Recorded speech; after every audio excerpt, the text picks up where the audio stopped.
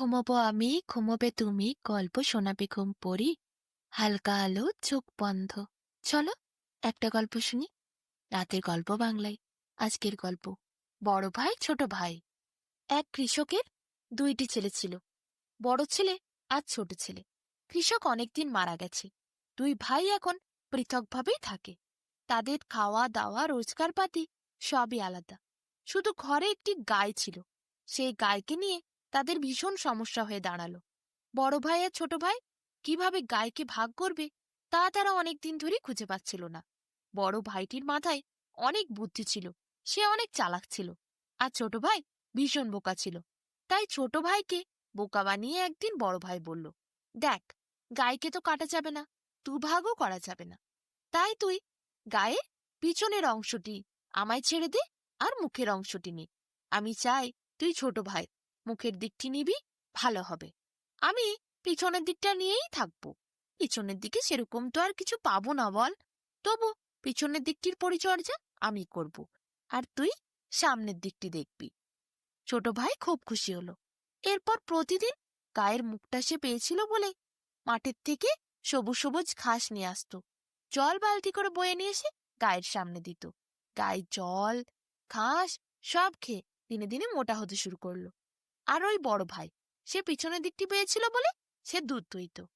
বালতি বালতি দুধ সে বাজারে গিয়ে বিক্রি করে বেশ মোটা টাকা রোজগার করতে শুরু করলো। ছোট ভাইয়ের মন খুব সহজ সরল, সে একটু বোকাও বটে। সে ভারী খুশি হয়ে কখনো খড়, কখনো মাঠের থেকে সবুজ ঘাস হায়রান হয়ে হয়ে এনে গাইকে খাওয়ায়। আর বড় ভাই, সে যত গাই মোটা হচ্ছে তত দুধ পাচ্ছে, তার মনে তো ভীষণ আনন্দ। দিন দিন গায়ে খেয়ে দিয়ে মোটা হচ্ছে, তার দুধের পরিমাণও বাড়ছে। সেই দুধের থেকে কত বড় ভাই ছানা বানাচ্ছে, ছানা দিয়ে আবার রসগোল্লা বানায়, সন্দেশ বানায়, আরো কত কি বানায়। ঘর ভর্তি মিষ্টি, সেই মিষ্টি বড় ভাই নিজেও খায়, বাজারেও বিক্রি করে।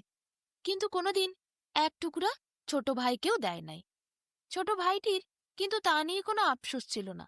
সে তো বোকা ছিল, তাই অত সে ভাবনা চিন্তা করেও দেখে নাই।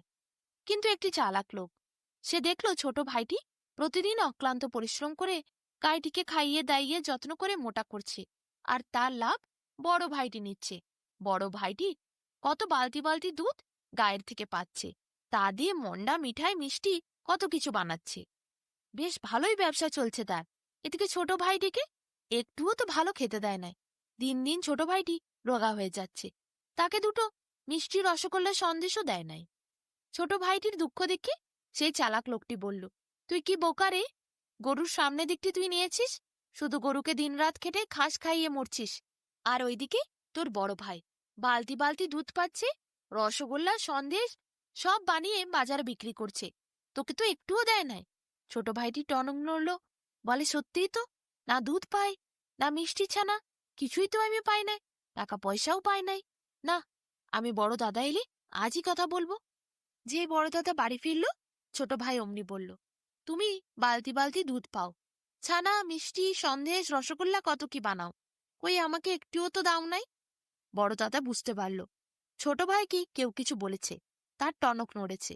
সে তখন পরিস্থিতি সামলানোর জন্য বলল, না রে ভাই, তোকে আমি আজ থেকে অর্ধেক দুধ ছানা রসগোল্লা সব দেব, তুই সেটিকে নিয়ে মন খারাপ করিস না।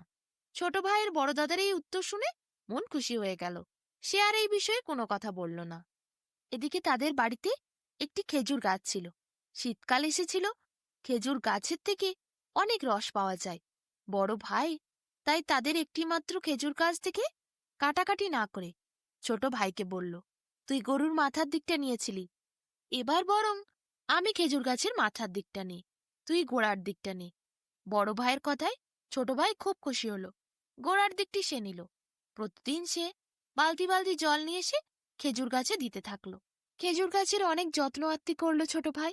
এদিকে বড় ভাই, সে প্রতিদিন গাছে ওঠে, হাঁড়ি বাঁধে, আর হাঁড়ি ভর্তি করে খেজুর রস হলে সেই রস সে পেড়ে নিয়ে আসে, নিজে খায়, গুড় বানায়, আর বাকি রস বাজারে বিক্রি করে বেশ মোটা টাকা পায়। এইভাবেই বড় দাদা ছোট ভাইকে বেশ বোকা বানাচ্ছিল। কিন্তু হঠাৎ করে আবার চালাক লোকটির সাথে দেখা হয় ছোট ভাইটির। সে ছোট ভাইটিকে দেখে বলে, তোর শরীর দিন দিন এত শুকিয়ে যাচ্ছে কেন রে? সে বলে, তার খুব পরিশ্রম হয়। প্রতিদিন খেজুর গাছে জল দেওয়ার জন্য বালতি বালতি জল আনতে হয়। কত কাজ হয় তার সারাদিন। সেই সব কাজ করতে করতে সে হয়রান হয়ে যাচ্ছে, তাই জন্যই শরীর শুকনো হচ্ছে। খেজুর গাছের কথা শুনতে সেই লোকটি বলে, কেন, তোকে কেন জল দিতে হয়? তোর দাদা জল দেয় না? ছোট ভাইটি বলে, না, দাদা ওপরের অংশ পেয়েছে, আমি গোড়ার দিক পেয়েছি। চালাক লোকটি মাথায় হাত দিয়ে বলে, তোকে আবার দাদা তোর বোকা বানিয়েছে। বোকা, তুই গাছে জল দিচ্ছিস আর তোর দাদা হাঁড়ি হাঁড়ি খেজুর রস নিয়ে নিচ্ছে। তুই কি বোকা রে? ছোট ছেলেটির মাথায় আবার বুদ্ধি ধরে, টনক নড়ে তার। সে বলে, সত্যিই তো, আমি তো খেজুর রস পাই না, না গুড় খেতে পাই। সে বলল, আজই আমি গিয়ে দাদার সাথে কথা বলবো। এরপর বাড়ি গিয়ে সে দাদাকে বলল, দাদা, খেজুর গাছের উপরের অংশ তুই নিয়েছিস, আমাকে গোড়ার দিক দিয়েছিস। ওখানেই তো সব হাঁড়ি ভর্তি রসগুলি পাওয়া যায়। সব হাঁড়ি ভর্তি রস তুই একাই নিচ্ছিস, একাই গুড় বানাচ্ছিস, একাই খাচ্ছিস, আবার বাকি রস বাজারে বিক্রি করে আসছিস। কিন্তু আমি তো কিছুই পাচ্ছি না। এইভাবে কিন্তু চলবে না। বড় দাদা বুঝতে পারল ছোট ভাইয়ের আবার কিছু হয়েছে, তাকে কেউ কিছু বলেছে, না হলে এত বুদ্ধি তো তার মাথায় নেই। সে পরিস্থিতি সামলানোর জন্য আবার ছোট ভাইকে বলল, ঠিক আছে, তুই চিন্তা করিস না, এরপর থেকে আমি তোকে খেজুর রসের অর্ধেক দেব। ছোট ভাইটি খুব খুশি হলো। ঘরে একটি কাঁথা ছিল তাদের। সেই কাঁথা এরপর ভাগ হওয়ার সময় এলো। শীতকাল ছিল। বড় দাদাটি বলল, আমি রাত্রিবেলা কাঁথাটি নেব, তুই সকালবেলা নিস। ছোট ভাই খুব খুশি হলো। সে সকালে কাঁথাটি নিয়ে শুতে চায়, কিন্তু প্রচন্ড গরম, সকালে রোদ থাকে, তাই কাঁথা কাজে লাগে না। সে ভালো করে কাঁথা গুছিয়ে রেখে দেয়। যেই সন্ধে নামে, রাত হওয়ার সময় আসে, বড় দাদা এসে কাঁথাটি নিয়ে চলে যায়।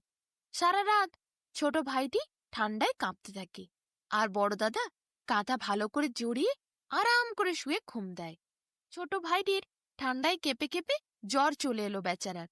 এরপর অনেক দিন সে চালাক বন্ধুটি ছোট ভাইটির দেখা পায়নি। তাই সে একদিন দেখা করতে বাড়ি এলো। তাকে ছোট ভাইটি জ্বরে কাঁপছে। সে তাড়াতাড়ি করে তাকে ডাক্তারের কাছে নিয়ে যায়। ডাক্তার ওষুধ দেয়। ছোট ভাইটি ওষুধ খেয়ে সুস্থ হয়। বলে, কাঁথা ছাড়া তার থেকে এইরকম রোগ হয়েছে। কাঁথা তো দাদা রাত্রে নিয়ে চলে যায়, সে সকালে পায়।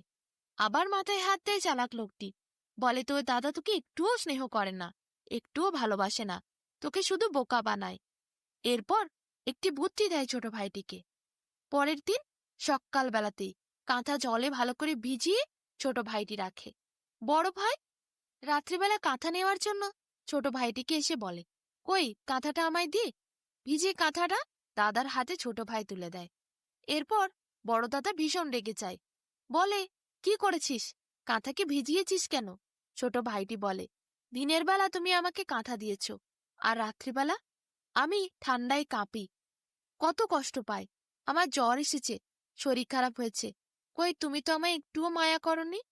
আমরা একই মায়ের পেটের দু ভাই, কিন্তু তোমার আমার প্রতি একটুও ভালোবাসা নাই। না হলে আমি এইভাবে ঠান্ডায় কাঁপছি, কষ্ট পাচ্ছি, তোমার একটুও তো মায়া দয়া হয় নাই দাদা।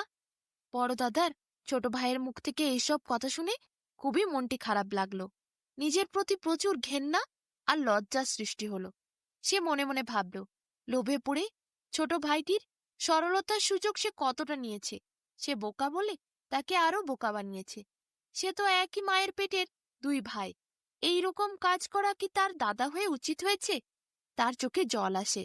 ছোট ভাইয়ের কথাই সে অনুশোচনা বোধ করে। ছোট ভাইয়ের হাত দুটি জড়িয়ে ধরে বলে, ভাই আমায় ক্ষমা করে দে। আজ থেকে রাত্রিবেলা আমরা দুজনে একসাথে শোবো, ওই কাঁথা ঢাকা নিয়ে। ছোট ভাই এরপর বড় দাদাকে ক্ষমা করে দেয়। তার সহজ সরল মনে সে আবার দাদার কাছে ফিরে যায়। তবে সেই দিন থেকে বড় দাদা আর কোনোদিন ছোট ভাইকে ঠকায় নাই। সব সময় ছোট ভাইকে যত্ন করে খেয়াল রেখেছে, আর কোনোদিন তাকে ঠকিয়ে কোনো জিনিসও নেয় নাই।